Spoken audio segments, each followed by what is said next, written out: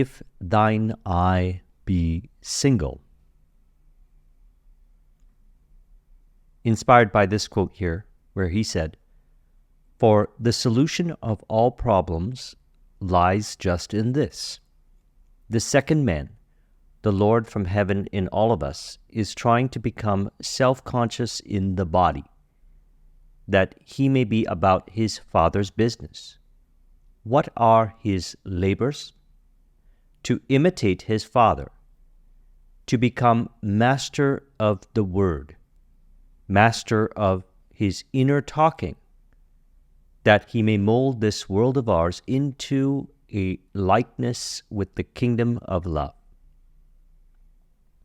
The prophet said, "Be ye imitators of God as dear children." How would I imitate God? Well, we are told that God calls things that are not seen as though they were seen, and the unseen becomes seen.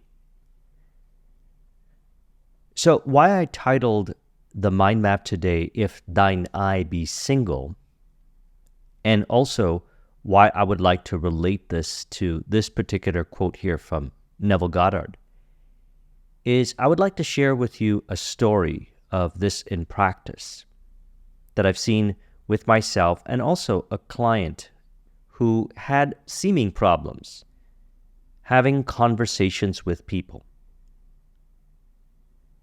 Now, the purpose is to mediate God, as Neville had often said.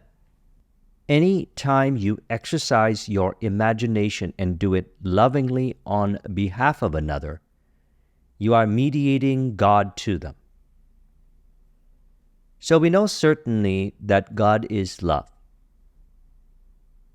And to mediate God is to imagine lovingly. So in relation to the title of the mind map, let's look at Matthew 6:22. This is the King James Bible translation. It says, "The light of the body is the eye. If therefore thine eye be single, thy whole body shall be full of light." The light is consciousness. Pure consciousness is love, as there is no separation in pure consciousness. It could only appear as separation in relationships as a result of identification to illusions of separation. So let's also look at this translation here. This is the Berean Literal Bible Translation. It says, "The eye is the lamp of the body. So if your eye is clear, your whole body will be full of light." So to be imitators of God is to acknowledge that pure consciousness and live from the premise of pure consciousness, which is love. So can I imagine then? Can I imagine prior to conversations, during conversation, and after conversation, lovingly? And what are the effects? Well, from personal experience, prior to starting a conversation, I was identified with untrue beliefs. Thus, the I was not clear. I was imagining not from the premise of truth, as only God is real and God is love. Thus, only love is real. To imagine otherwise would be to generate illusions of separation. And these illusions of separation can be tracked back to particular thoughts that the individual is identifying with, which reveals the beliefs identified with, prior to starting a conversation, during the conversation, and after the conversation. So these are ones that I had found I was identifying with prior to having harmonious relationships, harmonious conversations, personal life, business life, friendships, family, romantic life, etc. This is what I was identified with, which is not from the premise of truth, knowing that I am love. So it is clear then, as I am aware of what I imagine, and as I know that I am love, it is crystal clear to be aware of what I imagine, and know certainly if it is not from the premise of truth. So I had released the identification to these particular imaginal acts that I would imagine prior to starting a conversation, during the conversation, and after the conversation. And as these untrue beliefs, which are really confessions of I am not, the individual confesses I am not through, for example, these kinds of statements here. If identification is released to these untrue statements, delight is experience. Delight is consciousness, and delight is pure consciousness. There's only God is real, God is love. The unreal or the illusions of I only appear to disappear. Thus, only God exists. So, the ongoing practice is the release of identification to untrue imaginal acts that seem to cloud the fact that you exist as love to be delightful, and thus to delight in the appearances of pure consciousness. Again, the light of the body is the I. If therefore thine eye be single, thy whole body shall be full of light. As he mentioned, for the solution of all problems, or seeming problems, which are illusions of I, lies just in this. The second man, the Lord from heaven in all of us, is trying to become self-conscious in the body, that he may be about his Father's business. What are his labors? To imitate his Father, to become master of the word, master of his inner talking, so that he may, specifically, as it states here, mold this world of ours into a likeness with the kingdom of love. So, we be ye imitators of God as dear children. And so my client also was identified with this kind of imaginal activity, which I would like to go through with you today. So on side note, I find it interesting how when we release identification to the untrue imaginal activity, which is not from the premise of love, people appear to ask us how we did it. It's interesting. It's a wonderful theater. As I always say, everyone appears in harmony and in contribution, in synchronicity, synchronistically. That is true nature. To imagine otherwise would reveal identification to illusions of I. So here are some illusions of I that we brought to awareness and released. And as a result of him releasing identification to these illusions of I, he noticed it was easy to start a conversation. It was easier for him to remain in his flow during the conversation. And after the conversation, he didn't shame or condemn himself anymore. Rather, he enjoyed the conversations, and the relationships that he formed from those conversations continued to thrive. And also, having bared witness to the truth that I am love, he started to more and more so witness delight, experiencing delight of pure consciousness, thus operating from the single I, which is the I of God, as in I only witness love. So here is some untrue imaginal activity that we brought to awareness. Number one, I can't make a good first impression because I am not charismatic, which is clearly untrue.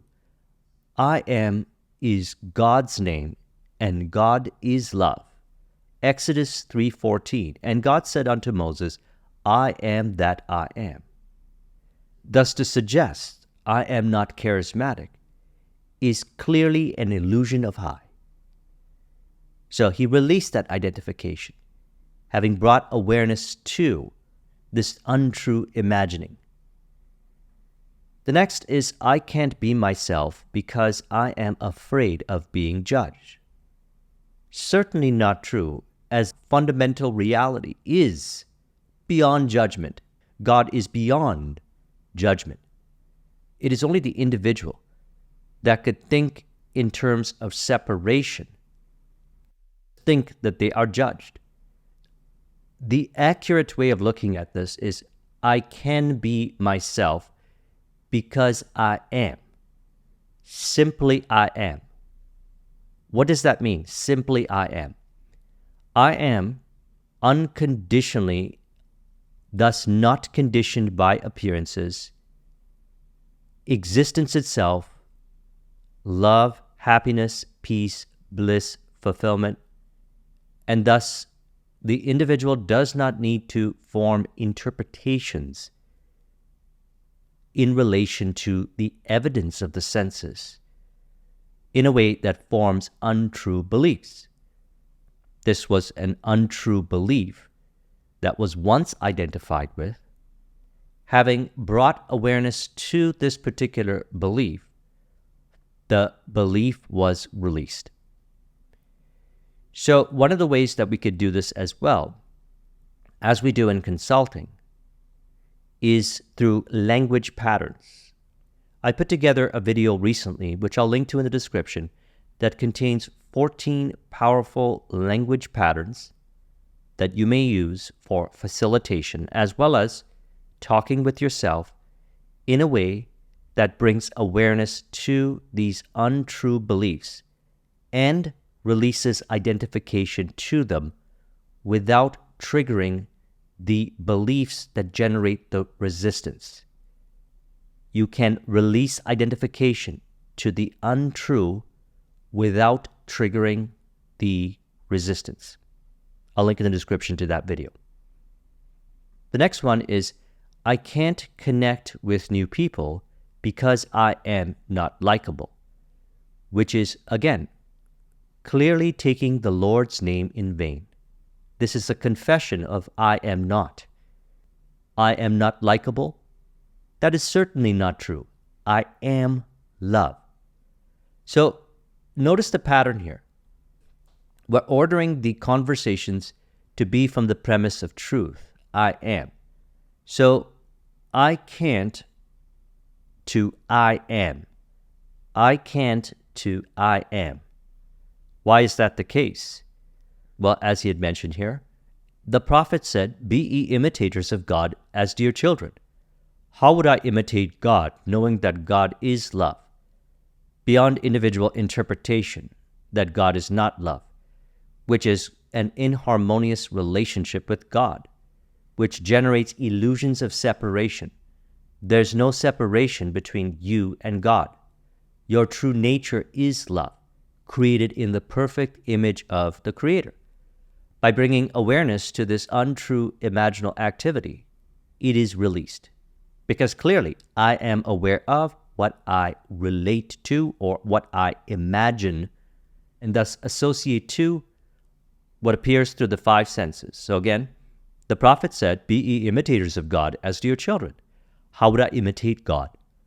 Well, we are told that God calls things that are not seen as though they were seen, and the unseen becomes seen. So again, changing I can't to I am love.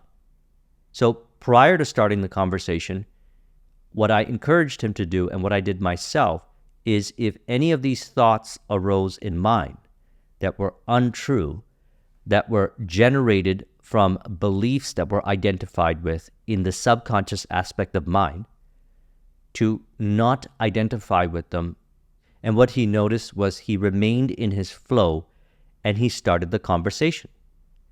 Now, let's talk about during the conversation, because imaginal activity did arise during conversations that was not from the premise of truth that he was aware of, which at times he would identify with. So being aware of this imaginal activity, he no longer identified with this imaginal activity, and the conversations continued to flow. This was some of the thoughts that he was having. I can't respond well because I am not quick-witted. So he had this belief that if he was not like this other person that he would consider as quick-witted, that the person that he was having a conversation with would not like him, which is clearly untrue. Everything happens ideally automatically as the individual remains as I am, as in unconditional love, not shaming or condemning themselves during the conversation. And the conversation flows, and I've seen this with myself, and he also reported this to me. He noticed that he was actually all of a sudden manifesting quick-witted conversation as the conversation was flowing, as he was allowing the conversation to flow. Another thought that arose in mine, which was untrue, was I can't be authentic because I am too worried about others' opinions. So we see here there was a worrying going on during the conversation. In that moment, I had mentioned to him to be still, allow the emotions to release, and those thoughts would disappear. So what was happening then is unconditionally remaining as I am, love. These kinds of worries did not arise in mine. A video that I created recently that I trust will be very beneficial if you're interested in remaining in your flow during conversations is the 7-day mental and emotional diet video, which I'll link to in the description, which was inspired by Emmett Fox and Lester Levinson. I'll link in the description to it. Number 3 is I can't express myself clearly because I am not articulate. It is an illusion to think that the individual is the sole doer. As stated also in the Bible, I can of myself do nothing. The Father within doeth the work. There's only God. Only God is real. God is love. Everything else is an illusion. Illusions only appear to disappear. For example, as the identification to these illusory beliefs were released, so did the appearances or the manifestations of these untrue imaginal acts disappear. As in, he enjoyed starting conversations. During the conversation, he remained in his flow, and after the conversation, which we'll talk about in a moment, he was able to remain in his flow and continue to mediate God. So this kind of imaginal act is not from the premise of mediating God. It is from identification to untrue beliefs of separation, thus generating illusions of separation. So as a result of these identifications being released, what happened was he would automatically, prior to the conversation, imagine lovingly. Automatically, he would imagine having a wonderful conversation with the person. During the conversation, he would automatically imagine that the conversation was going wonderfully. And after the conversation, he would also imagine them lovingly. As in, that was a wonderful conversation. We get along wonderfully. It happens automatically.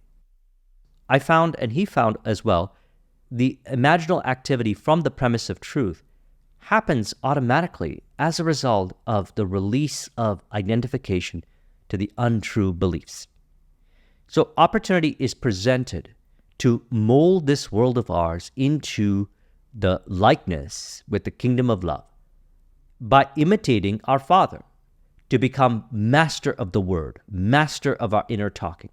If this kind of inner talking arises, we no longer identify with it, and we witness that we do what we genuinely desire to do. So again, I can't express myself clearly because I am not articulate. There's only God, God is real, God is love, God appearing, and God appearing to animate all that appears.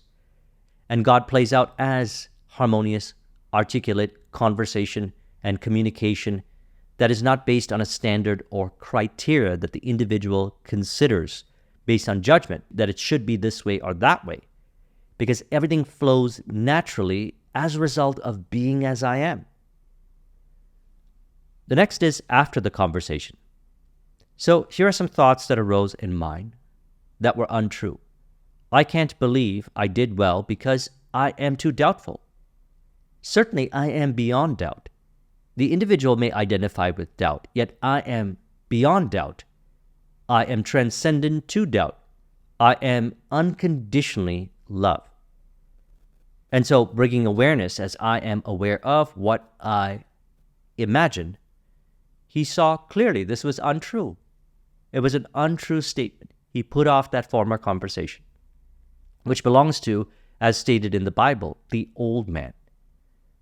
The next is, I can't follow up because I am too afraid of rejection. Certainly, I am not afraid of rejection. The illusion of I may suggest that the individual is afraid of rejection.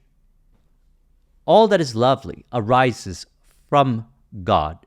And so to imagine this would be to imagine illusions of separation. And I remember when I was identified with this particular belief, it would appear as I was very confident during the conversation, yet after the conversation, I was afraid to reach out to the person because I was afraid of being rejected. And that is where I had the opportunity to mediate God. So what did I do? I imagined lovingly. I ordered my inner speech to be from the premise of truth, unconditional love. So I would say to myself, if I call them, no matter what response they give me, I am fulfilled. I am love. I am complete. So then I can only mediate God. I removed, as we discussed recently in our discussions with H. Emily Cady's book, Lessons in Truth, I removed the illusions of the evil eye. So thus, in this regard, I only witness love. And same with him. In this regard, he only witnesses love, because he's not looking at what a person says or does as a form of what he was implying to rejection, which is not love, which is clearly untrue. I am love, beyond individual interpretations that are untrue. Here's another one. I can't see the progress because I am too fixated on perfection. Consider this. I am whole, complete, love. God is perfection, and I arise from God. I and the Father are one. Thus, I have been created in the perfect image of the Creator. So knowing that I am is referring to true perfection. The individual actually lives what is also stated in relation to I and the Father are one, but the Father is greater than I. If the Father is greater than I actually witness greatness appearing more and more so each moment in increasing frequency on a continuous basis.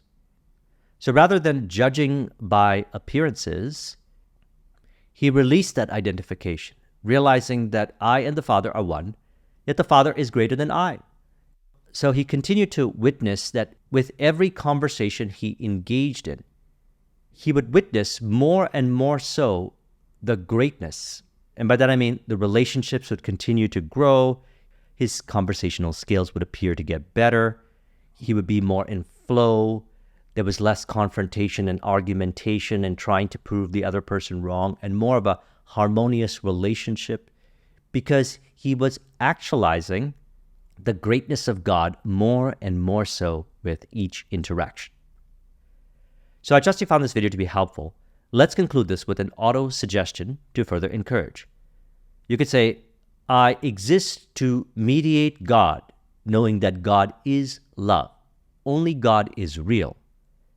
And having realized that I am love, I witness love prior to conversations, during conversations, after conversations, and I remain in my flow as the conduit of the divine I am, as I only witness love through the single eye of God, thus being a true imitator of God, molding this world of ours into a likeness with the kingdom of love. If you would like a copy of this mind map, the link is in the description. Thank you very much for watching. I'll talk with you soon. Take care.